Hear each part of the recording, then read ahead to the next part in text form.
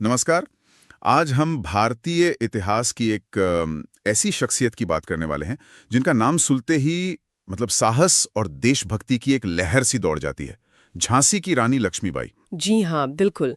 एक ऐसा नाम जो वीरता का पर्याय बन गया है। हमारे पास जो जानकारी है वो उनके कह सकते हैं असाधारण जीवन पर, उनके संघर्षों पर और हाँ, उनके अद्भुत युद्ध कौशल और उनकी जो विरासत है उस पर रोशनी डालती है। 19 नवंबर 1828 से 18 जून 1858 तक का उनका जीवन काल बहुत लंबा नहीं, पर पर भारतीय स्वतंत्रता संग्राम की कहानी में एक सुनहरे मगर हाँ, रक्त रंजित अध्याय जैसा। बहुत गहरा असर छोड़ा उन्होंने। तो आज हमारा इरादा है रानी लक्ष्मीबाई के जीवन के जो अहम पड़ाव हैं उनको थोड़ा खंगालना। कैसे काशी की वो लड़की मणिकर्णिका झांसी की रानी बनी, फिर कैसे उन्होंने उस वक्त की सबसे बड़ी ताकत मतलब ब्रिटिश साम्राज्य को सीधी चुनौती दे दी, ये जानना बहुत जरूरी है। और क्यों आज भी मतलब 150 साल से ज्यादा हो गए फिर भी वो करोड़ों लोगों के लिए प्रेरणा का स्रोत हैं। बिल्कुल, उनकी कहानी आज भी उतनी ही प्रासंगिक है। तो ये सिर्फ इतिहास का पाठ नहीं होने वाला है, ये हिम्मत की, आत्मसम्मान की और अपनी मिट्टी से मोहब्बत की एक कह सकते हैं बेमिसाल दास्तान है। तो चलिए शुरू करते हैं। जी बिल्कुल। कहानी शुरू होती है उनके बचपन से। नाम था मणिकर्णिका। घर में सब प्यार से मनु बुलाते थे। मनु, हाँ। जन्म हुआ 19 नवंबर 1828 को काशी में, वाराणसी। पिता थे मोरोपंत तांबे, पेशवा बाजीराव द्वितीय के दरबार में थे। माँ का नाम भागीरथी बाई। लेकिन दुखद बात यह है कि माँ का साथ बहुत जल्दी छूट गया। शायद 4 साल की ही थी मनु। हाँ, बहुत छोटी उम्र में, और शायद इसी वजह से उनकी जिंदगी ने एक अलग मोड़ लिया, है ना? बिल्कुल।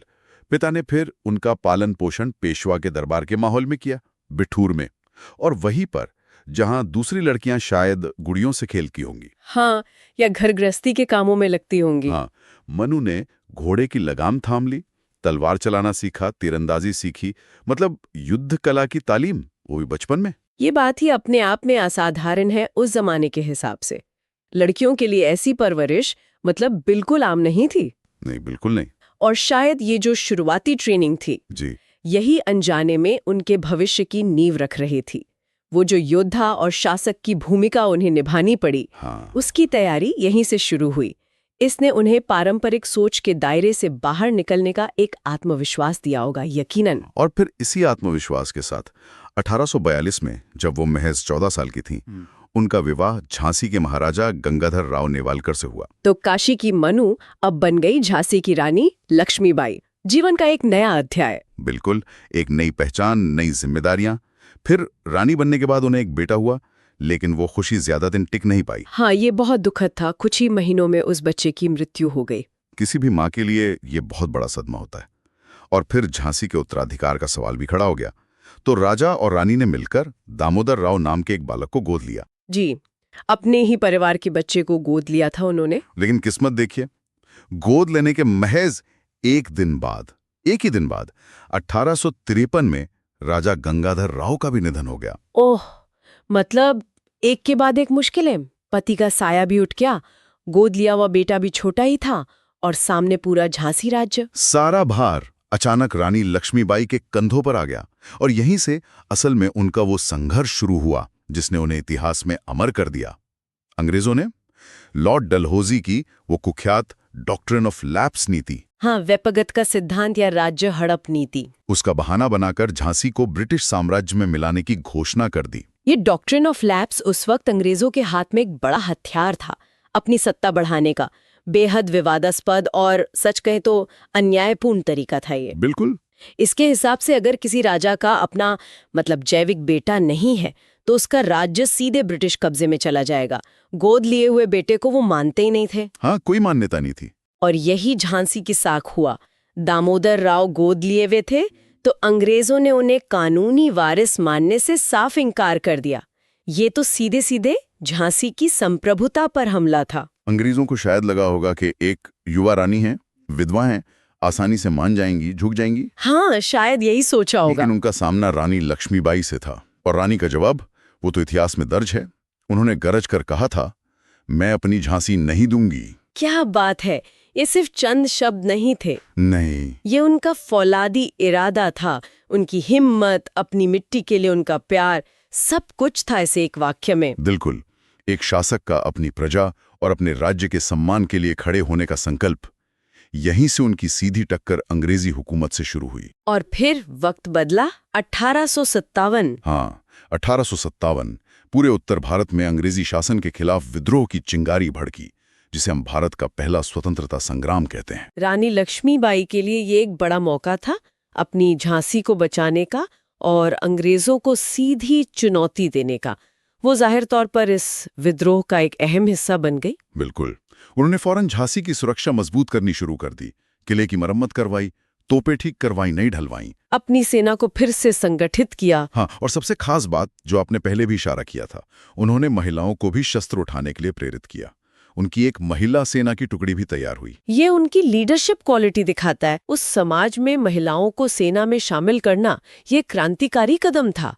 वो सिर्फ शासक नहीं थी, एक तरह से समाज सुधारक भी थी। उन्होंने झांसी को विद्रोह का एक मजबूत किला बना दिया था, लेकिन अंग्रेज कब तक चुप बैठते। हाँ, वो तो आना ही था। मार्च 1858 में जनरल ह्यू रोज, एक बड़ी ब्रिटिश सेना लेकर, उसने झांसी को घेर लिया। कई दिनों तक भयानक लड़ाई चली होगी। बहुत भयंकर युद्ध चला।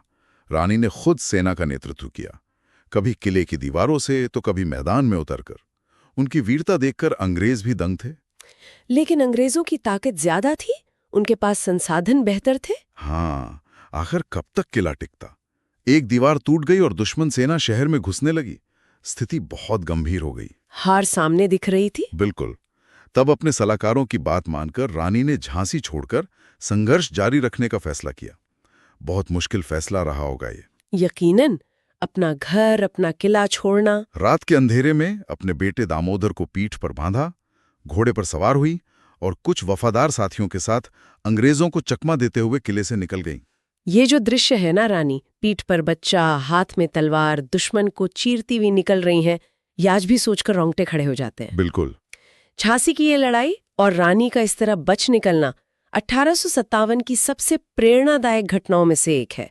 ये सिर्फ एक रियासत की लड़ाई नहीं थी, ये ब्रिटिश ताकत को सीधी चुनौती थी। और उनका बच निकलना जरूरी भी था ताकि वो संघर्ष जारी रख सकें। हाँ, बिल्कुल। इससे उन्हें तात्या टोपे जैसे दूसरे नेताओं से जुड़ने का मौका मिला। विद्रोह की आग और भड़की। झांसी से निकलकर रानी पहुंची कालपी। वहां तात्या टोपे, राव साहब पेशवा जैसे बड़े नेता मिले। सबने मिलकर फिर से ताकत जुटाई। जी। अगला मोर्चा तैयार किया। कालपी में भी अंग्रेजों के साथ जोरदार लड़ाई हुई।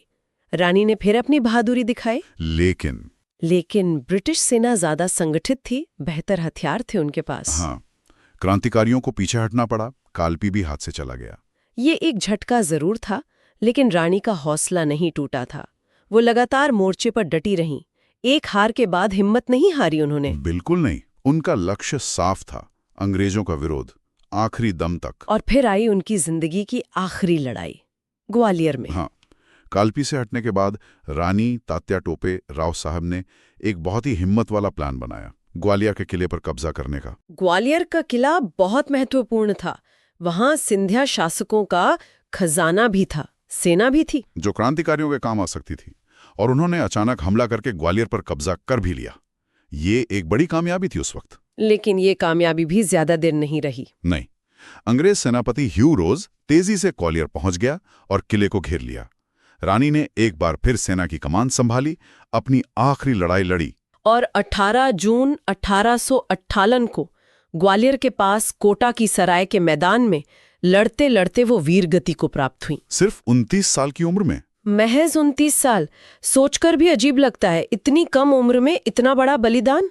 भारतीय स्वतंत्रता संग्राम के लिए ये बहुत बड़ी क्षति थी। लेकिन उनकी शहादत ने उन्हें हमेशा के लिए अमर कर दिया। बिल्कुल। उन्होंने मरते दम तक लड़कर दिखा दिया कि अपनी मिट्टी की आजादी और सम्मान के लिए कैसे जिया जाता है और कैसे मरा जाता है। उनका बलिदान प्रेरणा बन गया। अगर उनके युद्ध कौशल की बात करें तो वो भी कमाल का था। जैसा हमने सुना, बचपन से ही ट्रेनिंग मिली थी। हाँ, हर तरह के हथियार चलाना जानती थी वो। तलवार, भाला, कटार, धनुष बाण, यहाँ तक कि बंदूकें और तोपें भी। और घुड़सवारी। अरे, किस्से कहानियों में तो यहाँ तक कहते हैं कि वो दोनों हाथों में तलवार लेकर लगाम दांतों से दबा कर लड़ती थीं। हाँ, ये बातें सुनने में आती है। 2 घोड़ों पर एक साथ सवार होने की बात भी कही जाती है। अब इसमें कितनी सच्चाई है ये कहना मुश्किल है, लेकिन लेकिन ये उनकी असाधारण क्षमता की तरफ इशारा तो करता ही है। बिल्कुल। उनके घोड़ों के नाम भी मशहूर हैं, सारंगी, पवन, बादल। कहते हैं झांसी से निकलने में उनके घोड़े बादल का बड़ा हाथ था। ये युद्ध कौशल सिर्फ तकनीक नहीं थी, ये उनके मजबूत इरादे और निडर स्वभाव का सबूत था। जी हाँ, स्रोत बताते हैं कि वो बहुत साहसी थीं, दृढ़ निश्चयी थीं और न्यायप्रिय शासक भी थीं। अपनी प्रजा का बहुत ख्याल रखती थी। उन्होंने न सिर्फ एक महिला होते हुए उस समय की सोच को तोड़ा, बल्कि स्त्री शक्ति का एक ऐसा उदाहरण पेश किया जो आज भी उतना ही महत्वपूर्ण है। और मातृभूमि के लिए उनका प्रेम, वो सबसे ऊपर था। सब कुछ न्यौछावर कर दिया उन्होंने। और सबसे दिलचस्प बात यह है कि उनकी वीरता का लोहा उनके दुश्मन भी मानते थे। हाँ, ये बात खास है। जनरल ह्यू रोज, जिसने उनके खिलाफ आखिरी लड़ाइयां लड़ी, उसने भी अपनी रिपोर्ट में रानी लक्ष्मीबाई की तारीफ की। उन्हें विद्रोहियों में सबसे बहादुर और सर्वश्रेष्ठ सैन्य नेता बताया। दुश्मन से ऐसी तारीफ मिलना ये उनके चरित्र का सबसे बड़ा प्रमाण है शायद। बिल्कुल। शायद इसीलिए उन्हें स्वतंत्रता संग्राम की महानतम नायिकाओं में गिना जाता है। इतिहासकार उन्हें अक्सर भारत की जोन ऑफ आर्क भी कहते हैं। हाँ, फ्रांस की वीरांगना जोन ऑफ आर्क से उनकी तुलना की जाती है। ये उनकी वीरता को और नेतृत्व को एक वैश्विक पहचान देता है। जैसे जोन ऑफ आर्क फ्रांस के लिए लड़ी, वैसे ही रानी लक्ष्मीबाई भारत की आन के लिए लड़ी। और उनकी कहानी सिर्फ अतीत का हिस्सा नहीं है। बिल्कुल नहीं। आज भी वो साहस का, आत्मसम्मान का, अन्याय के खिलाफ लड़ने की हिम्मत का और देश प्रेम का प्रतीक है। खास तौर पर महिलाओं और युवाओं के लिए उनकी जिंदगी सिखाती है कि हालात कितने भी मुश्किल क्यों न हो, इरादा पक्का हो तो लड़ाई लड़ी जा सकती है। तो हमने आज देखा कि कैसे काशी की गलियों से निकलकर मणिकर्णिका झांसी की रानी लक्ष्मीबाई बनी, कैसे उन्होंने व्यक्तिगत दुख झेले, पुत्रवियोग, पति का निधन, फिर अंग्रेजों की उस डॉक्ट्रिन ऑफ लैप्स को चुनौती दी अपने उस एक वाक्य से, मैं अपनी झांसी नहीं दूंगी। वो दृढ़ संकल्प। फिर 1857 के संग्राम में उनका नेतृत्व, झांसी का वो ऐतिहासिक युद्ध, किले से उनका निकलना, कालपी और ग्वालियर की लड़ाइयां, और आखिर में महज 29 साल की उम्र में उनकी शहादत।